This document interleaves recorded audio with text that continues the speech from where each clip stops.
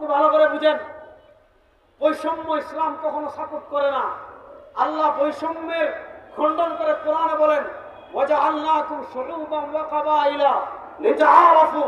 নবী করিম সাল্লাল্লাহু আলাইহি ওয়াসাল্লাম হাদিসে বলেছেন, লা ফাযলা লিআরাবিয়্যিন আলা আজামিয়্যিন ওয়ালা আজামিয়্যিন আলা আরাবিয়্যিন। ইসলাম কতটা ন্যায় শিখিয়েছে, ইসলাম কতটা ইনসাফ শিখিয়েছে। আল্লাহ বলেন, তুমি শেখ পরিবারের হলে বাংলাদেশে তোমার আলাদা সম্মান থাকবে, ইসলামে এগুলো নেই। ইসলামে সকল দামদামি চলে না। ইসলাম বলে যে আল্লাহ তুমি শুউবান ওয়া কাবাইলা লিতাআরাফু, তোমরা কেউ হবে বাংলাদেশের, কেউ হবে ভারতের, কেউ হবে পাকিস্তানের, কেউ হবে আফগানিস্তানের, কেউ হবে তুর্কিস্তানের, কেউ হবে তুরস্কের, কেউ হবে আরবের। আপনারা যে যে জায়গার হন না কেন, কার বাড়ি কোন জায়গায়, কে কোন বংশে, ইসলামে এগুলোর মর্যাদা, ইসলামে এগুলোর কোনো মর্যাদা নাই। নবী করিম ইসলাম শিখিয়েছেন, মুসনাদে আহমদে হাদিস এসেছে, লা ফাযলা লিআরাবিয়্যিন আলা আজামিয়্যিন। আপনার বাড়ি আরবিতে, আপনি এজন্য বাংলাদেশ থেকে শিষ্য হয়ে যাবেন। আপনার বাড়ি গোপালগঞ্জে, এজন্য আপনি আওয়ামী লীগ ক্ষমতায় বলে স্পেশাল পাওয়ার দেখাইবেন, ইসলামে এগুলো নাই। বাংলাদেশে কতটুকু বৈষম্য ছিল আপনি চিন্তা করেন। কেউ যদি গোপালগঞ্জে বাড়ি হয়, সে মনে করতো যে বাংলাদেশ তার, তার বাপের, তার বোনের জামাই, মানে তার দুলাভাইয়ের বন্ধুর খাতির একজন যদি আওয়ামী লীগের লিডার হয়, এর পাওয়ারে তার দুলাভাইয়ের ভাইয়ের চামচারা পাওয়ার বেড়ে যেত, সে তার রাজনৈতিক অভিভাবক হয়ে যেত। আজকে তোমাদের রাজনৈতিক অভিভাবকেরা কোথায়? সবাই সবাই বলেছে। আমি আপনাদেরকে যে জিনিসটা বোঝাতে চাচ্ছি, ইসলাম আমাদেরকে শিখিয়েছে, লা ফাযলা লিআরাবিয়্যিন আলা আজামিয়্যিন। আরবের কোনো বৈশিষ্ট্য নাই আজমের উপর, আজমের কোনো বৈশিষ্ট্য নাই আরবের উপর। ইসলাম বলে, যার অন্তরে আল্লাহর ভয় যত বেশি থাকবে, যার অন্তরে সরওয়ারে দু আলমের ইশক ও মহব্বত যত বেশি থাকবে, আল্লাহর কাছে তার তত দাম হবে, আল্লাহর কাছে তার তত দাম। বলে নবী করিম সাল্লাল্লাহু আলাইহি ওয়াসাল্লামের দরবারে নিকর কালো সাহাবী ছিলেন হযরত বেলাল হাবশী। আমরা তো আজকে কেউ যদি অমুক গোত্রের হয় তাকে দেখতে পারি না, কেউ যদি রিকশা চালক হয় তাকে আমরা খাতা করে দেখি, অথচ বেলাল ছিলেন গোলাম, বেলাল ছিলেন কালো। নবী করিম সাল্লাল্লাহু আলাইহি ওয়াসাল্লাম মেরাজ থেকে এসে বলেন, ও বেলাল, ইন্নী সামি'তু কুরআনি আলিকা ফিল জান্নাহ। ও বেলাল, তুমি যখন মসজিদে নববী, তুমি যখন আযান দেওয়ার জন্য জমিনে হাঁটতে, তুমি যখন রাতে জমিনে হাঁটতে, তোমার পায়ের খটখট আওয়াজ আমি জান্নাতে শুনেছি। এটার নাম ইসলাম, এটার নাম ইসলাম। আর ইসলামের বিপরীত দেখেন, ইসলামের বিপরীত পৃথিবীতে যত তন্ত্র আছে, ইসলামের বিপরীত পৃথিবীতে যত মন্ত্র আছে, ইসলামের আগের তন্ত্র মন্ত্রের কথা বলেন, আপনি বর্তমান ইহুদিবাদের কথা বলেন, খ্রিস্টবাদের কথা বলেন, হিন্দুত্ববাদের কথা বলেন, ডেমোক্রেসির কথা বলেন, সেকুলারিজমের কথা বলেন, পৃথিবীর কোন তন্ত্র মন্ত্র দ্বারা দুনিয়ার মানুষ বৈষম্য দূর করতে পারে নাই। প্রকৃত বৈষম্য দুনিয়াতে দূর করেছে একমাত্র ইসলাম। ইসলাম ছাড়া আর কোনো কিছু দিয়ে বৈষম্য দূর করা যায় না। এবার আসেন আমি কিছু কথা বলে সামনে আগাবো, সংক্ষিপ্ত ভূমিকা দিয়ে আমার মূল বিষয়ে চলে যাব। বাংলাদেশে আপনারা জানেন, জুলাই এবং আগস্ট মাসে বাংলাদেশে বৈষম্য বিরোধী আন্দোলন হয়েছে। তারপর এটা পর্যায়ে পর্যায়ে এক পর্যায়ে এটা এক দফা এসেছে। আমি আপনাদেরকে একটা কথা বলি, এই বাংলাদেশের 52 বছরে আপনারা মানেন আর না মানেন, আগে একটা কথায় তো সবাই একমত, এদেশ সংখ্যাগরিষ্ঠ মুসলমানের দেশ। এদেশের সংখ্যাগরিষ্ঠ কারা?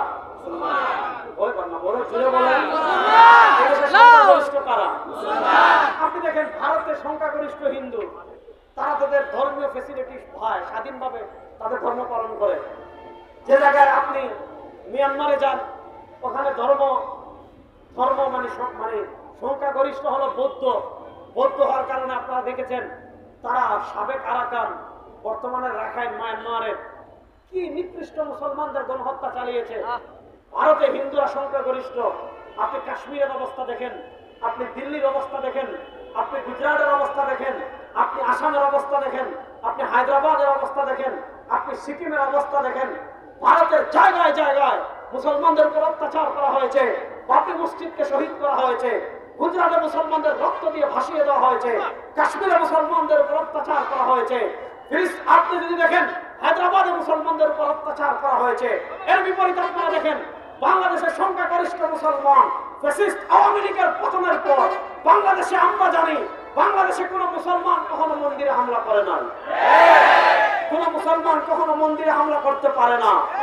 আমাদের ইসলাম আমাদের যে ভিন্ন ধর্মীদের কোন ধর্মীয় যে তাদের যে ধর্মের যে নিদর্শনগুলো আছে, তাদের যে ধর্মীয় মানে তাদের নিজস্ব যে ইবাদতখানাগুলো আছে, মন্দির বলেন, গির্জা বলেন, চার্চ বলেন, আমাদের ইসলাম শিখায় এগুলো আমরা কখনো ধ্বংস করি না। কিন্তু আপনারা দেখেন আমাদের প্রতিবেশী দাদাদের দেশ, যারা সেকুলারিজমের কথা বলে, তারা ধর্মনিরপেক্ষতার কথা বলে, অথচ আমরা দেখেছি সেখানে বাবরি মসজিদকে শহীদ করা হয়েছে, শত শত মসজিদকে শহীদ করা হয়েছে, শত শত না হাজার হাজার মুসলমানদেরকে হত্যা করা হয়েছে। মুসলমানরা সবচেয়ে বেশি বৈষম্যের শিকার হচ্ছে ভারতে। এর বিপরীত দেখেন আমরা জানি আওয়ামী লীগ ফ্যাসিস্ট পতনের পর এই আওয়ামী লীগরা হিন্দু লীগের বেশে বাংলাদেশে এসে আমাদের স্বাধীনতা সার্বভৌমত্ব নষ্ট করতে পারে, এজন্য মুসলমান তো হামলা করতে পারে না, আওয়ামী লীগ আপনার সাম্প্রদায়িক দাঙ্গা লাগাতে পারে, এই আশঙ্কায় আমরাই মন্দির পাহারা দিয়েছি। আর কিছু কিছু জায়গায় হিন্দুদের উপর আক্রমণ হয়েছে, এটা হিন্দু হওয়ার কারণে না, বরং ওই হিন্দুরা ছিল আওয়ামী লীগের দালালের জন্য। আপনি হিন্দু হলে আওয়ামী লীগ করবেন, আওয়ামী লীগের দালালি করবেন, তাহলে আপনাকে শাস্তি ভোগ করতে হবে না? মুসলমান তো করবেই, যারাই বাংলাদেশে ফ্যাসিস্ট আওয়ামী লীগের দালালি করেছে এই দেশে তাদের বিচার হবে ইনশাআল্লাহ। তবে আপনি পৃথিবীর সব জায়গায় দেখেন, আমি যে জিনিসটা আপনাদেরকে বুঝাচ্ছি, যেই দেশে যেই ধর্মের মানুষ সংখ্যাগরিষ্ঠ, ওই দেশে ওই ধর্মের মানুষ তারা তাদের ধর্মীয় স্বাধীনতা পায়। কিন্তু এর বিপরীত বাংলাদেশ দেখেন, স্বাধীনতার 52 বছরে বাংলাদেশের সবচেয়ে বেশি বৈষম্যের শিকার যারা হয়েছে তারা মুসলমান। বাংলাদেশের সবচেয়ে বেশি বৈষম্যের শিকার হয়েছে কারা? আপনি দেখেন ইসলামের একটা গুরুত্বপূর্ণ শিআর হলো দাড়ি রাখা ওয়াজিব। নবী করিম সাল্লাল্লাহু আলাইহি ওয়াসাল্লাম বলেছেন, কাসসুশ শারিব ওয়াফুল লুহা ওয়া খালিফুল ইয়াহুদ, তোমরা মুখকে খাটো করো, দাড়িকে লম্বা করো, ইহুদিদের বিরোধিতা করো। 4 মাযহাব অনুযায়ী এক মুষ্টি দাড়ি রাখা ওয়াজিব। সাহাবা ইকরামের আমল দ্বারা প্রমাণিত। যেহেতু দাড়ির প্রামাণিকতা নিয়ে আমি আলোচনা করব না, এজন্য আমি সংক্ষিপ্তভাবে আলোচনা করে এগিয়ে যাচ্ছি। ইসলামে এক মুষ্টি দাড়ি রাখা প্রত্যেক মুসলমান ফরজের জন্য ওয়াজিব। কেউ যদি এক মুষ্টি দাড়ি কেটে ফেলে, ওয়াজিব তরক করার গুনাহ তার আমলনামায় লেখা হতে থাকবে। এবার বলেন, আমাদের দেশে এমন বৈষম্য আছে কি না যে দাড়ি রাখার কারণে পুলিশের চাকরি হয় নাই? আছে না নাই? দাড়ি রাখার কারণে বিভিন্ন প্রতিষ্ঠানে চাকরি হয় নাই? আছে না নাই? বৈষম্য বিরোধী আন্দোলন শুধু আওয়ামী লীগের বিরুদ্ধে হয় নাই, ইসলামের বিরুদ্ধে যারা বৈষম্যের ষড়যন্ত্র করেছেন আপনারা সতর্ক হয়ে যান। ইসলামের বিরুদ্ধে যারা ষড়যন্ত্র করবে শেখ হাসিনার মতো ভারতীয় জায়গা পাবেন না বাংলাদেশ।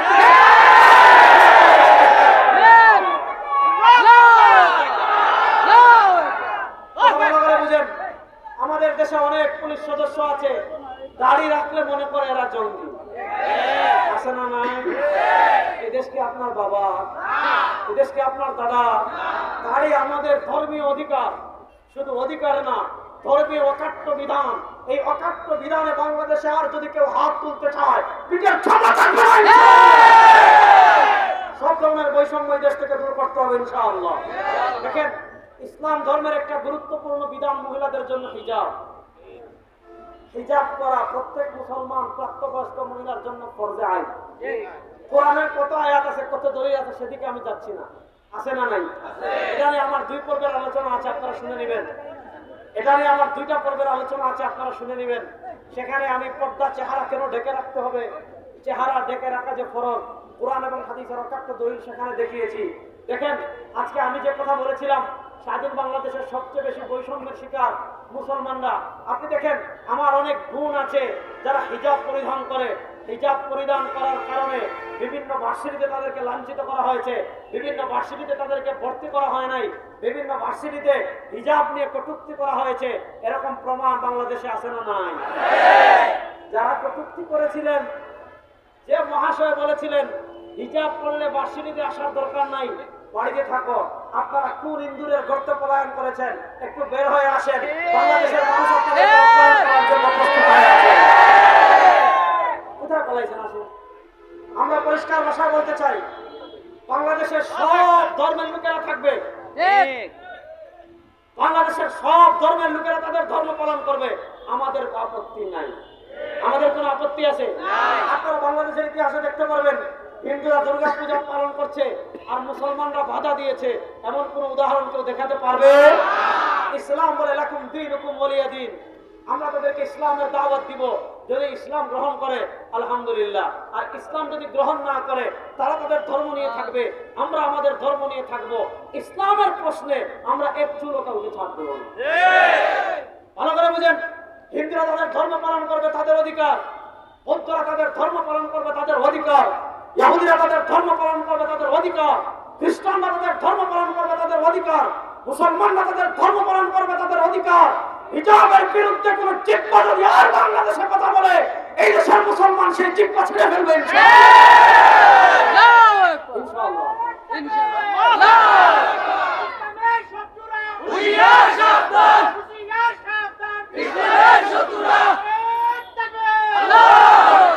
আপনারা ভালো করে বুঝেন, আজকে আমরা বৈষম্যের কথা বলি। আপনি নাটকে আপনারা দেখেছেন, তাদের চেতনা একটাই, মুক্তিযুদ্ধ। আপনি দেখেছেন নাটকে মুক্তিযুদ্ধের চেতনার কথা বলে দাড়িকে, টুপিকে, পাঞ্জাবিকে, জামাকে কটাক্ষ করা হয় নাই। আপনি দেখেন 1971 সালে রাজাকার কারা ছিল, এটা বুঝতে হলে খুব সহজ। আপনি দেখেন 2024 সালে কারা দেশের বিরুদ্ধে অবস্থান নিয়েছে, কারা মাতৃভূমির বিরুদ্ধে অবস্থান নিয়েছে। 2024 সালে যারা রাজাকার, এদের বাপ-দাদারা 1971 সালের রাজাকার। এসব সব আপনি যদি 1971 নাও পান, যেমন আমি নাও পাই, আমরা দেখি নাই, আমাদের জন্ম তো আর অনেক পরে। 1971 রাজাকার কারা ছিল কেমনে বুঝবেন?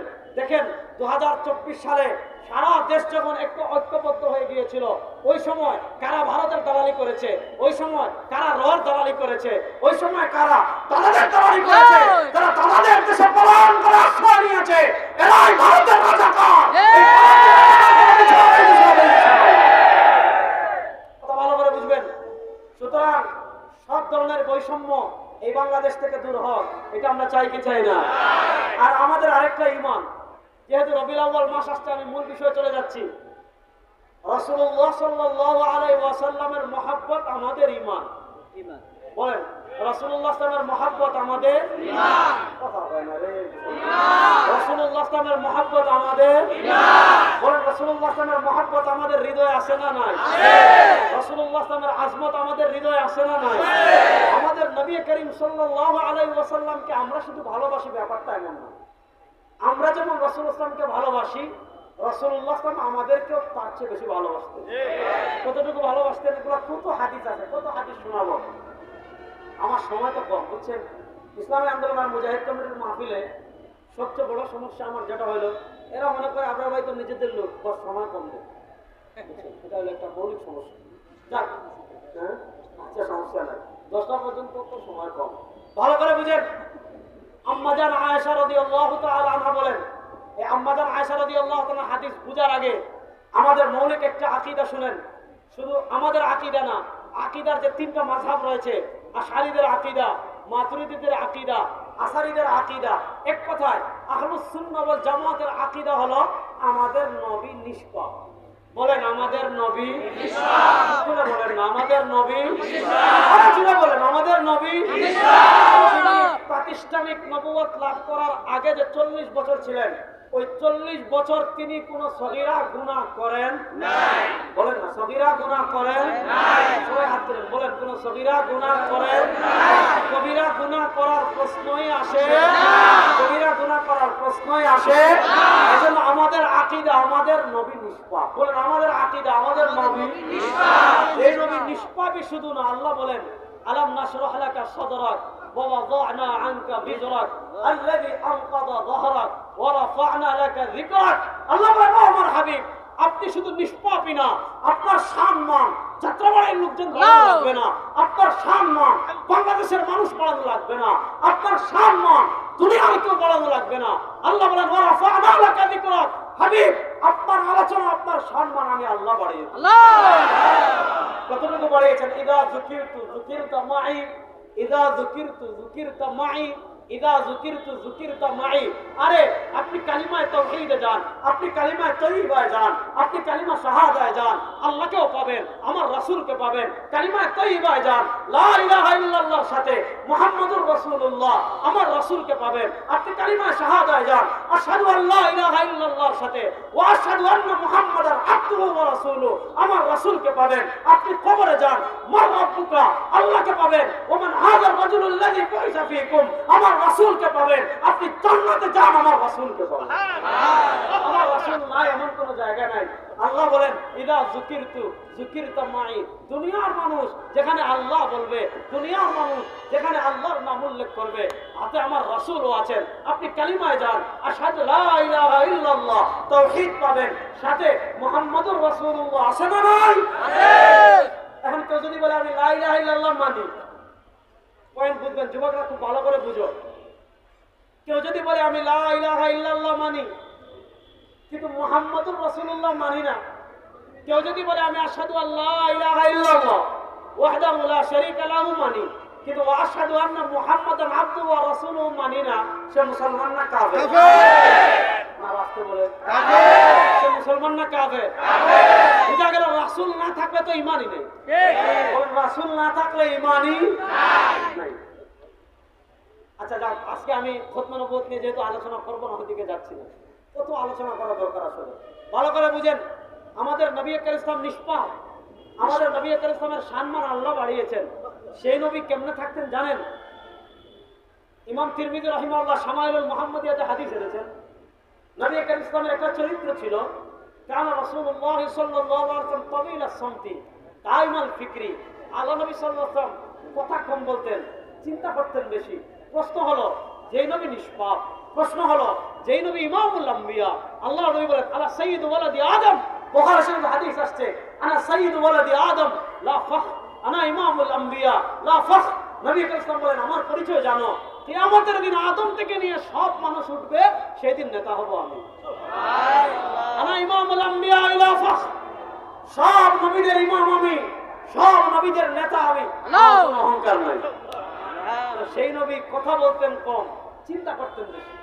প্রশ্ন হলো যেই নবী এত দামি, যেই নবীর এত মর্যাদা, যেই নবীর সম্মান বলতে গেলে অনেক লম্বা, সেই নবী চিন্তা করতেন কেন বেশি? তিনি চিন্তা করতেন আমাদের, তিনি চিন্তা করতেন কাদের? হযরত ইমাম বাজ্জার রাহিমাহুল্লাহ মুসনাদে বাজ্জারে হাদিস এনেছেন, আম্মাজান আয়েশা রাদিয়াল্লাহু তাআলা আনহা বলেন লাম্মা রাআইতু রাসূলুল্লাহ সাল্লাল্লাহু আলাইহি ওয়াসাল্লাম হালাতা তিবিন, আল্লাহ নবী সাল্লাল্লাহু আলাইহি ওয়াসাল্লাম যেহেতু চিন্তা করতেন বেশি, তিনি হাসতেন কম, প্রফুল্ল চিত্তে থাকতেন কম। আম্মাজান আয়েশা রাদিয়াল্লাহু তাআলা বলেন যখন আমি দেখতাম নবী করিম সাল্লাল্লাহু আলাইহি ওয়াসাল্লামের মনটা একটু ভালো, যখন দেখতাম আজকে তিনি একটু খুশি, আম্মাজান আয়েশা বলেন আমি তখন নবী করিম সাল্লাল্লাহু কাছে গিয়ে বলতাম ইয়া রাসূলুল্লাহ উদউ লি ইনদা রাব্বি, ওগো আল্লাহর নবী আজকে তো আপনার মনটা একটু ভালো, আমি আয়েশার জন্য আল্লাহর কাছে একটু দোয়া করেন। আম্মাজান আয়েশা যখন এই কথা বলতেন, হাদিস আসছে ফারাফা ইয়াদাইহি, নবী করিম সাল্লাল্লাহু আলাইহি ওয়াসাল্লাম দুই হাত তুলতেন আর দোয়া করতেন আল্লাহুম্মা ইগফির লি আয়েশা মা তাকাদ্দামা মিন যামবিহা ওয়া মা তাআখার, আল্লাহুম্মা ইগফির লি আয়েশা মা তাকাদ্দামা মিন যামবিহা ওয়া মা তাআখার। আয় আল্লাহ, আপনার বান্দি আয়েশা জীবনে যত গুনাহ পূর্বে করেছে, সামনে যত গুনাহ করবে, আল্লাহ আয়েশার সব গুনাহ মাফ করে দেন। সুবহানাল্লাহ। দেখেন আম্মাজান আয়েশা জানেন যে বন্দুক দিয়ে গুলি করলে মিস হতে পারে, আপনি তীরন্দাজ তীর মারলে মিস হতে পারে, কিন্তু সরওয়ারে দো আলমের দোয়া কখনো মিস হতে পারে না। আম্মাজান আয়েশা খুশি হয়ে যেতেন। আল্লাহ নবী বলেন আতাআজাবিনা ইয়া আয়েশা, ও আয়েশা তোমার জন্য মাত্র একবার দোয়া করেছি, তুমি অবাক হয়ে যাচ্ছ। ইন্নী আদউ লি উম্মতি ফি দুবুরি কুল্লি সালাত, ও আয়েশা আমার যে এতিম উম্মত 1400 বছর পরে দুনিয়াতে আসবে, যারা আমার দিন বিজয়ের স্বপ্ন দেখবে, যারা আমার ইসলাম বিজয়ের স্বপ্ন দেখবে, যারা আমার আদর্শ বাস্তবায়নের মেহনত করবে, শোনো আমার এতিম উম্মতের জন্য যেই দোয়া আমি তোমার জন্য একবার করেছি, আমি আমার এতিম উম্মতের জন্য ওই দোয়া প্রত্যেক নামাজের পর করি। তাহলে আমাদের প্রতি নবী করিম ইসলামের মহব্বত আজমত আছে না নাই? বড় আসতে বললেন আছে। কতটুকু মহব্বত? আরেকটা হাদিস শুনেন, অনেক হাদিস, কত হাদিস বলবো, আরেকটা হাদিস বলে সামনে আগাই। এটা মুসনাদে বাজ্জারে হাদিস এসেছে। নবী করিম সাল্লাল্লাহু আলাইহি ওয়াসাল্লাম বলেন, মুরব্বি উঠেন না, বসেন। এক বেচারা মুরব্বি বলে, হ্যাঁ শুনেন, নবী করিম সাল্লাল্লাহু আলাইহি ওয়াসাল্লাম অনেক হাদিসে বলেন, লিকুল্লি নবিয়্যিন দাওয়াতুন মুস্তাজাবা, লিকুল্লি নবিয়্যিন দাওয়াতুন মুস্তাজাবা ওয়া ক্বাদ তাআজ্জালা কুল্লু নবিয়্যিন দাওয়াতাহুম। বড় মজার হাদিস। আমার হাবিব বলেন, আল্লাহ দুনিয়াতে যত নবী পাঠিয়েছেন, আল্লাহ দুনিয়াতে যত রাসূল পাঠিয়েছেন, লিকুল্লি নবিয়্যিন দাওয়াতুন মুস্তাজাবা, সব নবী এবং রাসূলকে আল্লাহ রাব্বুল ইজ্জত ওয়াল জালাল দুনিয়াতে একটা স্পেশাল দোয়ার অফার করেছিল। কিসের অফার? বলেন না, কিসের অফার? কেমন দোয়া? দাওয়াতুল মুস্তাজাবা। সব নবী সব রাসূলকে আল্লাহ রাব্বুল ইজ্জত ওয়াল জালাল কবুল দোয়ার অফার করেছিলেন একটা মাত্র। একটা সময় আল্লাহ জিবরিলকে পাঠিয়ে নবীদেরকে মেসেজ দিয়েছেন যে এখন কবুল দোয়ার একটা অফার, যে দোয়া করবেন আল্লাহ সেই দোয়া কবুল করবেন, যা চাইবে আল্লাহ আপনাকে তা দান করবে, যা করে দেওয়ার কথা বলবেন আল্লাহ আপনাকে তা দান করবে। আমার হাবিব বলেন, ওয়াকাদ তাআজ্জালা কুল্লু নবিয়্যিন দাওয়াতাহুম, ওয়াকাদ তাআজ্জালা কুল্লু নবিয়্যিন দাওয়াতাহুম, ওয়াকাদ তাআজ্জালা কুল্লু নবিয়্যিন দাওয়াতাহুম। আল্লাহ সব নবীকে অফার করার পর, আল্লাহ সব নবীকে অফার করার পর সব নবীরা দোয়া দুনিয়াতে করে চলে গিয়েছেন, কিন্তু হাবিবে কিবরিয়া সাল্লাল্লাহু আলাইহি ওয়াসাল্লাম বলেন, ইন্নী ইখতারতু দাওয়াতি লিআহলিল কাবাইর মিন উম্মতি। আমি আমার স্পেশাল দোয়াটা দুনিয়াতে করে যাই নাই, আমার যে এতিম উম্মতেরা কবিরা গুনাহ করে জাহান্নামী হয়ে যাবে তাদেরকে সুপারিশ করে জাহান্নাম থেকে বের করার জন্য আমার স্পেশাল দোয়াটা হাসরের মাঠের জন্য রেখে দিই। সুবহানাল্লাহ। সুবহানাল্লাহটা বড় আস্তে বললেন। সুবহানাল্লাহ। এবার বলেন, নবী করিম সাল্লাল্লাহু আলাইহি ওয়াসাল্লামের সুপারিশ লাভ আমরা করতে চাই কি চাই না? ইনশাআল্লাহ। সুপারিশ লাভ করতে আমরা চাই কি চাই না? নবী করিম সাল্লাল্লাহু আলাইহি ওয়াসাল্লামের সুপারিশ ছাড়া কোন বাপের বেটার জন্য জান্নাতে যাওয়ার সুযোগ নাই। তাহলে নবী করিম সাল্লাল্লাহু আলাইহি ওয়াসাল্লাম আমাদেরকে কত মহব্বত করতেন। তাহলে যেই নবী এত মহব্বত আমাদেরকে করতেন, সেই নবীর আজমত মহব্বত আমাদের হৃদয়ে আছে না নাই? আছে। বড় আস্তে বলেন, আছে। সেই নবীর আজমত মহব্বত আমাদের হৃদয়ে আছে না নাই? শুধু আজমত মহব্বত হৃদয়ে না, রাসূলুল্লাহ সাল্লাল্লাহু আলাইহি ওয়াসাল্লামের আজমত মহব্বত আমাদের ঈমান। বলেন, নবী করিম সাল্লাল্লাহু আলাইহি ওয়াসাল্লামের আজমত মহব্বত আমাদের ঈমান। মুখ খুলে বলেন না, আমাদের ঈমান। যার অন্তরে নবী করিম সাল্লাল্লাহু আলাইহি ওয়াসাল্লামের মহব্বত নাই, এটা মুনাফিক। যার অন্তরে নবীর মহব্বত নাই, এটা মুনাফিক। দেখেন, ইসলামে একটা গুরুত্বপূর্ণ ইস্যু হলো শাতিমে রাসূল। খুব ভালো করে বুঝবেন, ইসলামের বিধান হলো কেউ যদি রাসূলুল্লাহ সাল্লাল্লাহু আলাইহি ওয়াসাল্লামকে নিয়ে কটূক্তি করে, রাসূলুল্লাহ সাল্লামকে নিয়ে শুধু কটূক্তি না, ইমাম কারদারি রাহিমাহুল্লাহ উনি ফতোয়া বাজাজিয়াতে লিখেছেন, ইবনে তাইমিয়া রাহিমাহুল্লাহ সালিমুল মাসদুরে লিখেছেন, এরপর আপনার ইমাম ইবনে আবিদিন শামী রাহিমাহুল্লাহ উনিও লিখেছেন যে নবী করিম সাল্লাল্লাহু আলাইহি চরিত্র নিয়ে না, নবী করিম সাল্লাল্লাহু আলাইহি ওয়াসাল্লামের কোনো বিষয় নিয়ে না, আল্লাহ নবী সাল্লাল্লাহু আলাইহি ওয়াসাল্লামের ব্যাপারে কেউ যদি এই কথা বলে যে কানা রাসূলুল্লাহ সাল্লাল্লাহু আলাইহি ওয়াসাল্লাম তাওয়ীলা যফরি ইউরিদু ইস্তিখফাফাহু, কেউ যদি এই কথা বলে যে নবী করিম সাল্লাল্লাহু আলাইহি ওয়াসাল্লামের নখ লম্বা ছিল, এই কথা কেন বলেছে? ইউরিদু ইস্তিখফাফা। কেউ যদি এই কথা বলে যে নবী করিম সাল্লাল্লাহু আলাইহি ওয়াসাল্লামের নখ লম্বা ছিল, এই কথা দ্বারা কি উদ্দেশ্য নিয়েছে? এই কথা দ্বারা উদ্দেশ্য নিয়েছে আল্লাহ নবী ইসলামকে হাকারত, তুচ্ছতার দৃষ্টিতে দেখা। যদি কেউ আল্লাহ নবী ইসলামের ব্যাপারে কটূক্তি বা নবীর সম্মান খাটো করার জন্য এই কথা বলে যে আল্লাহ নবী ইসলামের নখ লম্বা ছিল, এই কথা বলতে দেরি সে মুরতাদ হতে দেরি না। এই কথা বলতে দেরি সে মুরতাদ হতে দেরি নাই। বলেন না, এই কথা বলতে দেরি সে মুরতাদ হতে দেরি না। এজন্য রাসূলুল্লাহ সাল্লাল্লাহু আলাইহি ওয়াসাল্লামের আজমত মহব্বত আমাদের ঈমান। শুনেন, আপনি নাস্তিক হয়ে থাকেন, আমাদের সমস্যা নাই। আপনি আল্লাহ না মানেন, আমাদের সমস্যা নাই। আপনি ফেরেশতা না মানেন, আমাদের সমস্যা নাই। আপনি নবীর নবুয়ত মানেন না মানেন, আপনার সমস্যা নাই। কিন্তু যদি আপনি আমার নবীর শান মানে আঘাত করেন, বাংলাদেশের মানুষ আপনাদেরকে জীবন্ত কবর দিয়ে দিবে।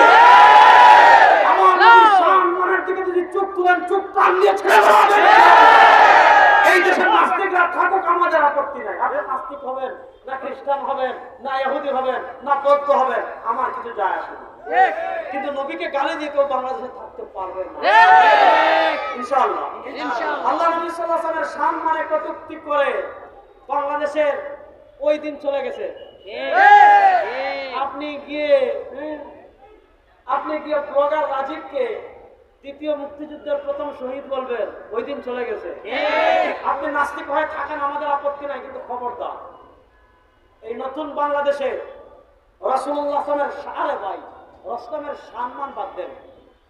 আল্লাহ ইসলাম দুনিয়া থেকে চলে গিয়েছেন 11 হিজরিতে, আর আজকে 1446 হিজরি রবিউল আউয়াল। খুব মনোযোগ দিয়ে বুঝেন, পৃথিবীতে এমন একজন মহামানব দেখান যে তিনি দুনিয়া থেকে 1400 বছর আগে গিয়েছেন। আমার নবী দুনিয়া থেকে বিদায় নিয়েছেন 1400 বছর আগে।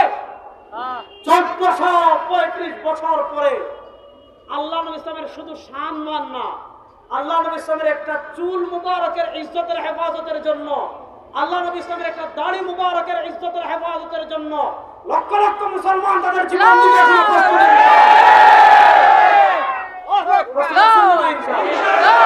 সুতরাং আমরা সবকিছু সহ্য করবো, নবীর অপমান এই বাংলায় আর সহ্য হবে না। নবীর মহব্বত আমাদের ঈমান। বলেন নবীর মহব্বত আমাদের ঈমান। এবার বলেন নবী করিম ইসলামের মহব্বত আমাদের হৃদয়ে আছে না নাই? এমন বহু মুসলমান পাবেন নামাজ পড়ে না, রোজা রাখে না, হজ করে না, যাকাত দেয় না, রাসূলুল্লাহ সাল্লাল্লাহু আলাইহি ওয়াসাল্লামের যে ইসলাম নিয়ে এসেছেন ইসলামের কিছুই সে মানে না, শুধু কালেমাটাও পড়েছে, কিন্তু তার অন্তরেও রাসূলের মহব্বত আছে। তার সামনে কেউ রাসূলকে গালি দিয়ে যাইতে পারে না। রাসূলের মহব্বত আমাদের হৃদয়ে আছে না নাই?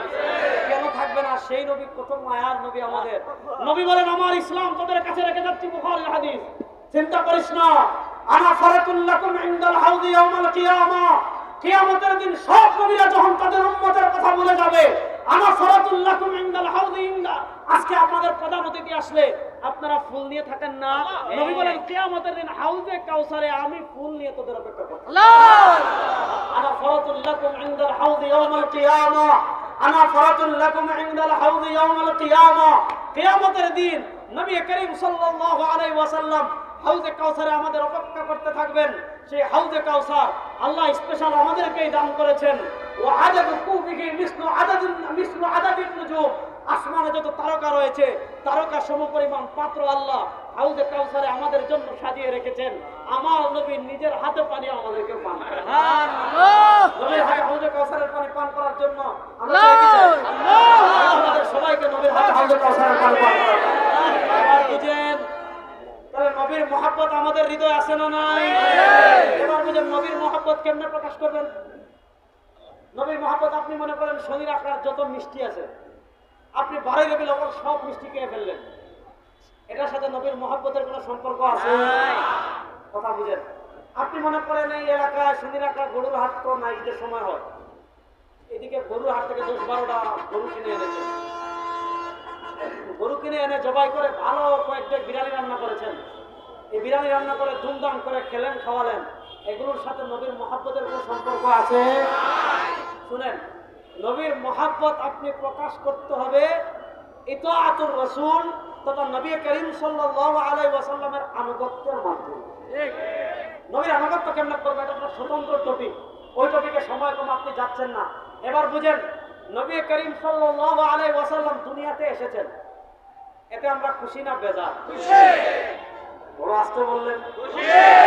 রাসূলুল্লাহ সাল্লাল্লাহু আলাইহি ওয়াসাল্লাম আসার কারণে আমরা জান্নাত পেলাম, ঈমান পেলাম, ইসলাম পেলাম, কোরআন পেলাম, সরওয়ার দু আলমের উম্মত হলাম, আমরা খুশি না বেজার? খুশি। দেখে নবীর উম্মত হওয়ার কারণে কারা বেজার দেখে আগে হাত তুলেন তো? সরওয়ার দু আলমের উম্মত হওয়ার কারণে কারা খুশি দেখে হাত তুলেন তো? সরওয়ার দু আলম না আসলে আমরা ইসলাম পেতাম না, কোরআন পেতাম না, নবী পেতাম না, জান্নাতের আমরা কি পেতাম না, সন্ধান পেতাম না। নবী করিম সাল্লাল্লাহু আলাইহি ওয়াসাল্লাম দুনিয়াতে আসার কারণে ইসলাম পেলাম, কোরআন পেলাম, নবী পেলাম, জান্নাত পেলাম, শয়তান সম্পর্কে জানলাম, হেদায়েতের সন্ধান পেলাম, আমরা সবাই খুশি। নবীর আগমনে আমরা খুশি না বেজার? খুশি। দেখেন আপনার ছেলে বলে আপনি খুশি হন। নবীর আগমনে আমরা খুশি। আপনার ছেলে হলে আপনি খুশি হন। খুশি হয়ে কি করেন?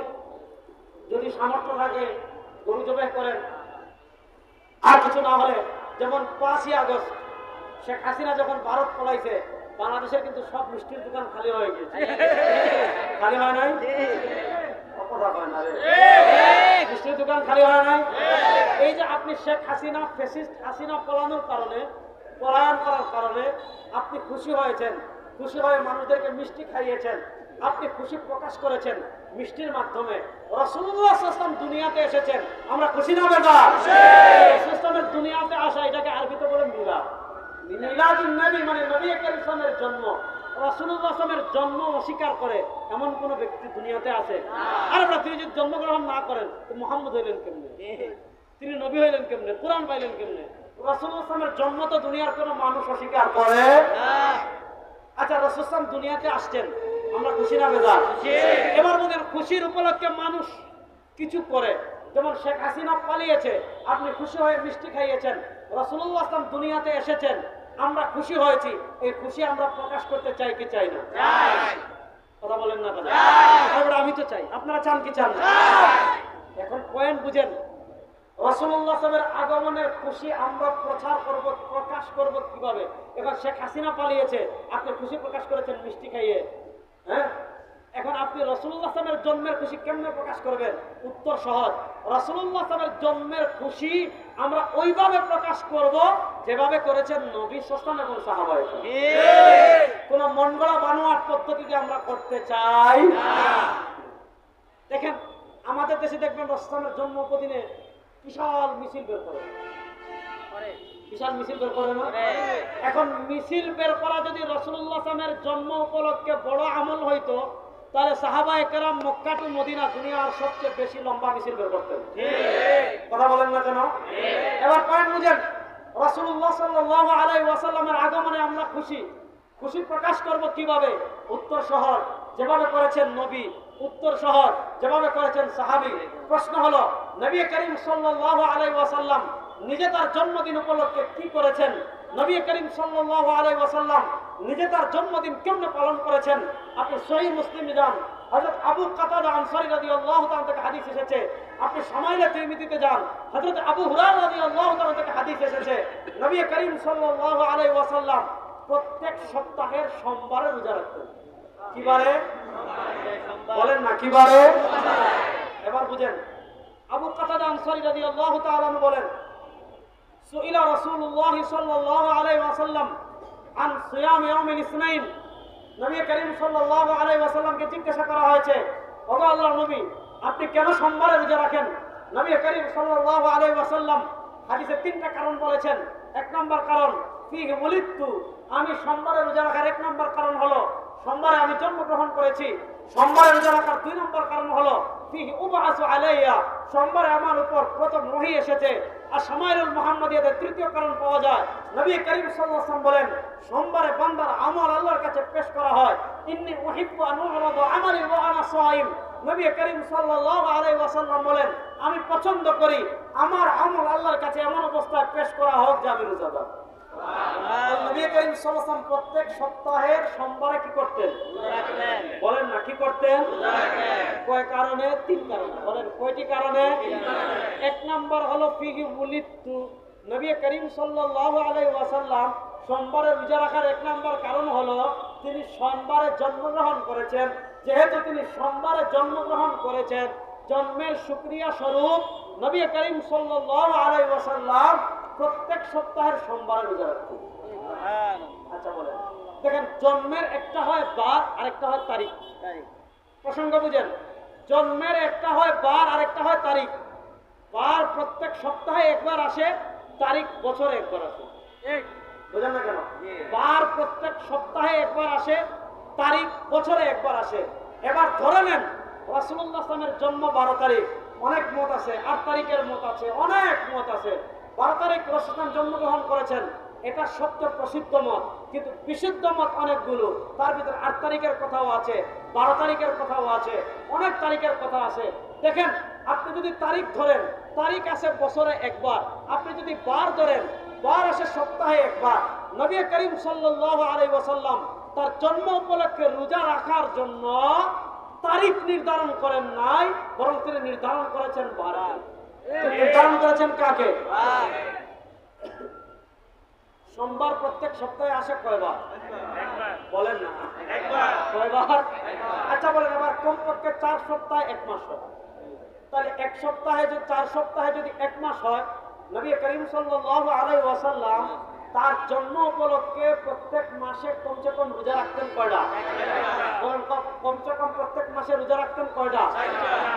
এবার আসেন, কয় মাসে 1 বছর হয়? বলেন না, কয় মাসে 1 বছর হয়? 1 মাসে যদি নবী করিম সাল্লাল্লাহু আলাইহি ওয়াসাল্লাম কমসে কম 4টা রোজা রাখেন, তাহলে 4 12, বলেন না 4 12। এবার নবী করিম সাল্লাল্লাহু আলাইহি ওয়াসাল্লাম তার জন্ম উপলক্ষে বছরে কমসে কম রোজা রাখতেন কয়টি? এবার বুঝেন, আপনি যদি প্রকৃত নবীর আশিক হন, তাহলে আপনার জন্য উচিত কি নবী যা করেছেন তা করা, না নবীকে বাদ দিয়ে মন গড়া কিছু করা? প্রশ্নের উত্তর বুঝে দিবেন। আপনি যদি প্রকৃত নবী করিম সাল্লাল্লাহু আলাইহি ওয়াসাল্লামের আশিক হন, তাহলে আপনার জন্য করণীয় কি? নবী যা করেছেন তা করা, না নবী করিম সাল্লাল্লাহু আলাইহি ওয়াসাল্লামকে বাদ দিয়ে মন গড়া কোনো কিছু করা? তাহলে এবার বলেন, নবী করিম সাল্লাল্লাহু আলাইহি ওয়াসাল্লাম তার জন্ম উপলক্ষে বছরে রোজা রেখেছেন কয়টি? এবার আপনি যদি রবিউল আউয়াল আসার পর নবী করিম সাল্লাল্লাহু আলাইহি ওয়াসাল্লামের জন্ম উপলক্ষে কোনো আমল করতে চান, ইসলাম শরীয়তে আমল আছে মাত্র একটা, সেটা হলো প্রত্যেক সোমবারে রোজা রাখবেন। সোমবারে রোজা রাখা ছাড়া আর কোনো আমল নবীর জন্ম উপলক্ষে নাই। বাকি যত আমল আছে সবগুলো বন্ডামি এবং বেদাত ছাড়া কিচ্ছু না। এবার দেখেন, নবী রাখলেন রোজা, আমরা বানাইছি ঈদ। বানাই না ঈদ? রাসূলুল্লাহ সাল্লাল্লাহু আলাইহি ওয়াসাল্লাম রাখলেন রোজা, আমরা বানাইলাম ঈদ। নবী করিম সাল্লাল্লাহু নির্ধারণ করলেন বারকে, আমরা নির্ধারণ করলাম তারিখকে। এবার নবীর বিরোধিতা করে এটা কেমন আশিকে রাসূল হয় আমার বুঝে আসে। এবার পরের প্রসঙ্গে আসেন, আমার মাত্র 2 মিনিট সময় আছে।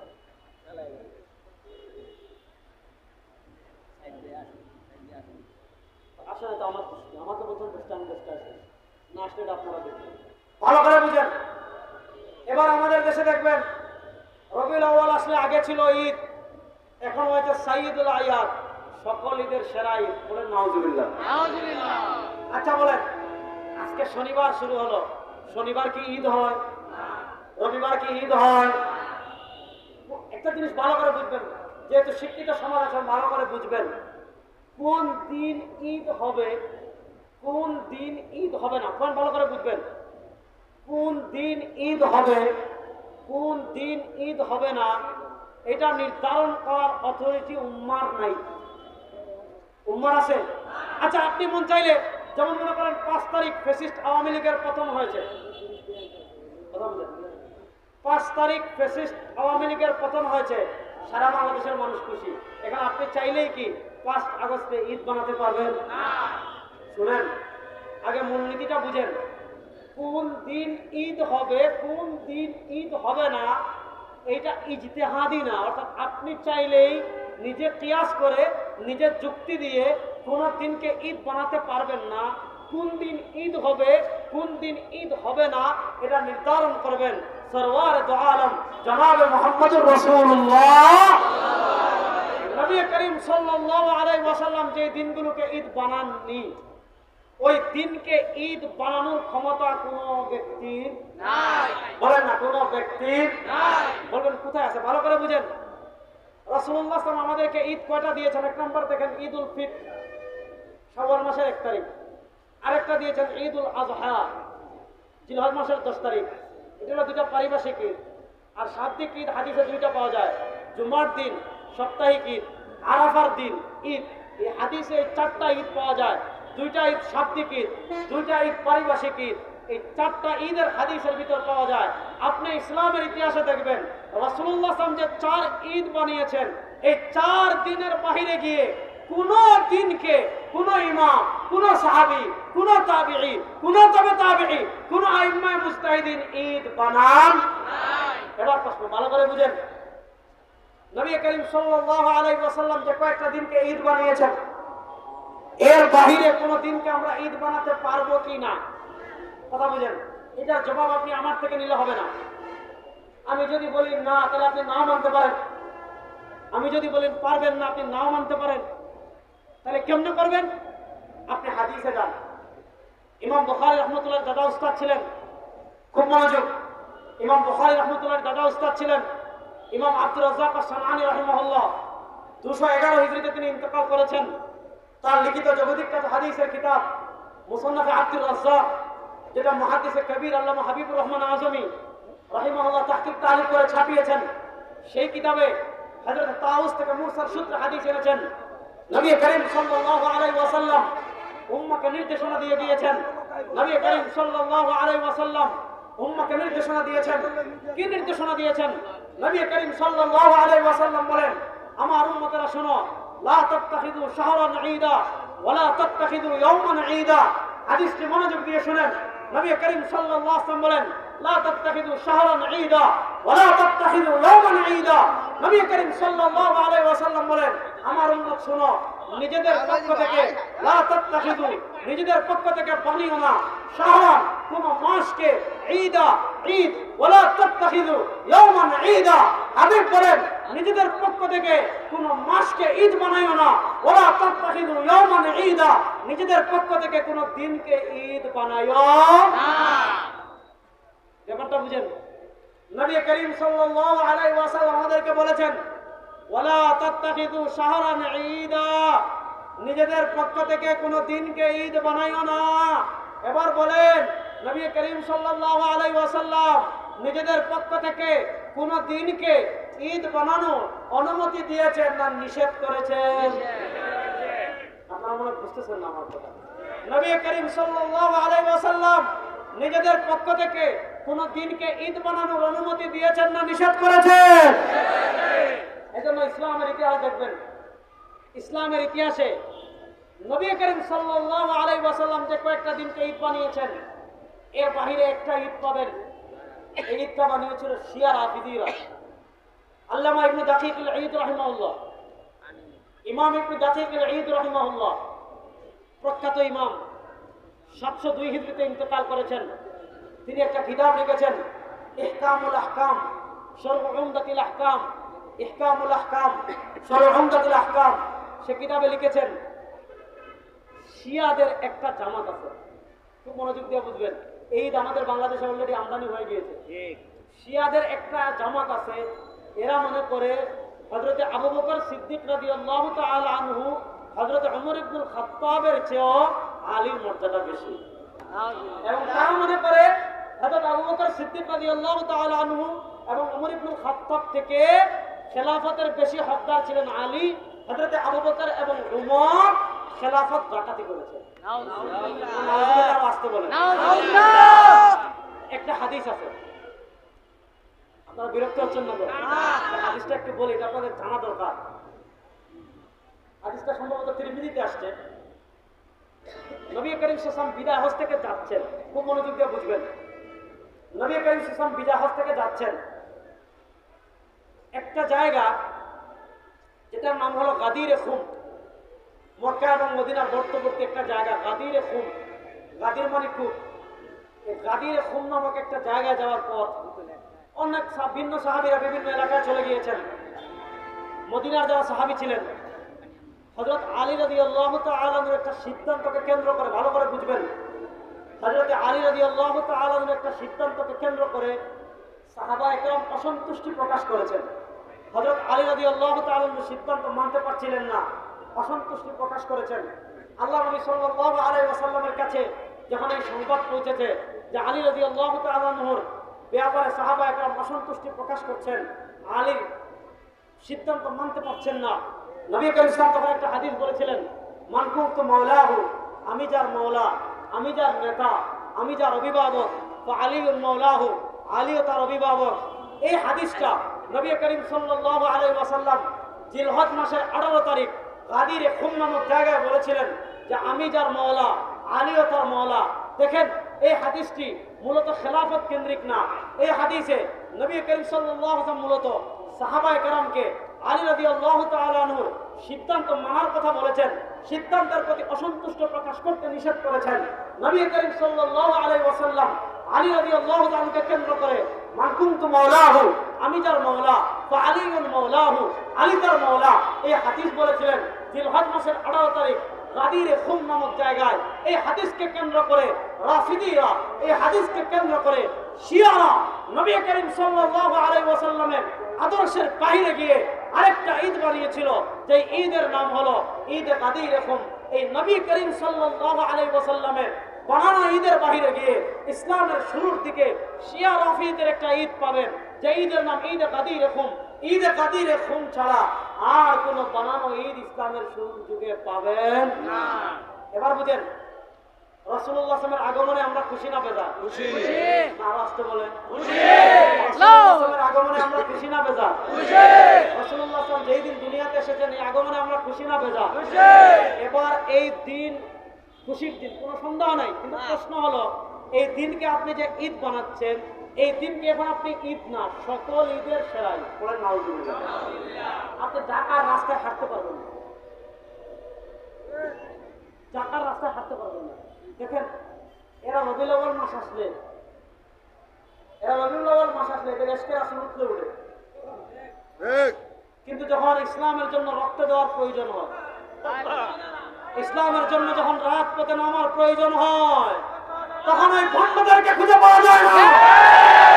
আমরা দেখেছি গত 17 বছরে ভণ্ডরা আওয়ামী লীগের দালালি করেছে, আওয়ামী লীগের দালালি করে তারা হক্কানি ওলামা কেরামের বিরুদ্ধে করেছে।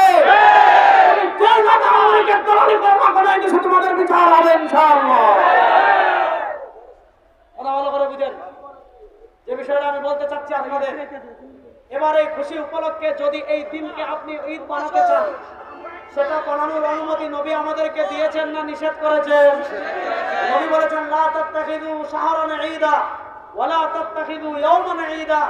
নিজেদের পক্ষ থেকে কোনো মাসকে ঈদ বানায়ো না, নিজেদের পক্ষ থেকে কোনো দিনকে ঈদ বানায়ো। এবার দেখেন ওই দিন যদি ঈদ হইতো, সাইছাও আসছে, তাহলে আমি সমস্যা না, বসক আমি একটু বলি বলেন, তাহলে এবার বুঝেন। আমি কি শেষ করবো না, বলবো একটু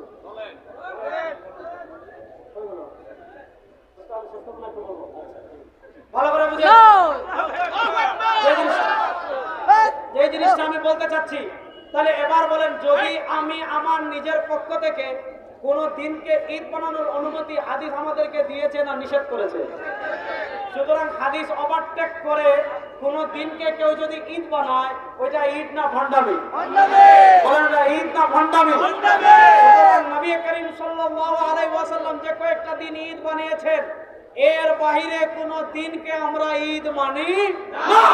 এর বাহিরে কোন দিনকে ঈদ বানানোর অনুমতি শরীয়ত আমাদেরকে দেয় না। সুতরাং এ সকল বানোয়াট বানানো ঈদের পিছনে আপনারা ছুটবেন না। আলোচনার আবার শুরুর দিকে আসি। নবী করিম ইসলামের মহব্বত আজমত প্রকাশ করব কিভাবে?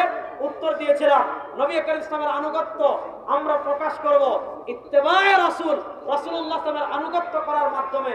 জীবনের সব ক্ষেত্রে রাসূলুল্লাহ সাল্লাল্লাহু আলাইহি আনুগত্য করতে আমরা রাজি আছি না নাই? কথা বলেন। এবার বলেন, রাজনীতিতে নবীর আনুগত্য করা লাগবে না? রাজনীতিতে নবীর আনুগত্য করা লাগবে কি লাগবে না? ইসলামের রাজনীতি আছে না নাই? আপনি যে বাপের নামে রাজনীতি করেন, স্বামীর নামে রাজনীতি করেন, স্ত্রীর নামে রাজনীতি করেন, আরে কোন মুসলমানের রাজনীতি বাপের নামে হবে না, স্ত্রীর নামে হবে না। মুসলমানের রাজনীতি হবে মুহাম্মদুর রাসূলুল্লাহ। রাসূলুল্লাহর আদর্শ বাস্তবায়নের জন্য মেহনত করার প্রস্তুত আছেন না নাই? ইসলামকে বিজয় করার জন্য প্রস্তুত আছেন না নাই? আল্লাহ সবাইকে কবুল করুন। আমিন। নারে তাকবীর।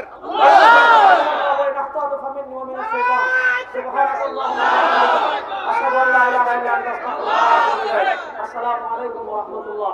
এখন আমার দুস্থ আসছে, মাশাআল্লাহ, মানুষের সুন্দর, কণ্ঠ সুন্দর, শানদার বয়ান হবে ইনশাআল্লাহ। আলহামদুলিল্লাহ। এতক্ষণ পর্যন্ত অত্যন্ত গুরুত্বপূর্ণ মেসেজ আদেশ করেছেন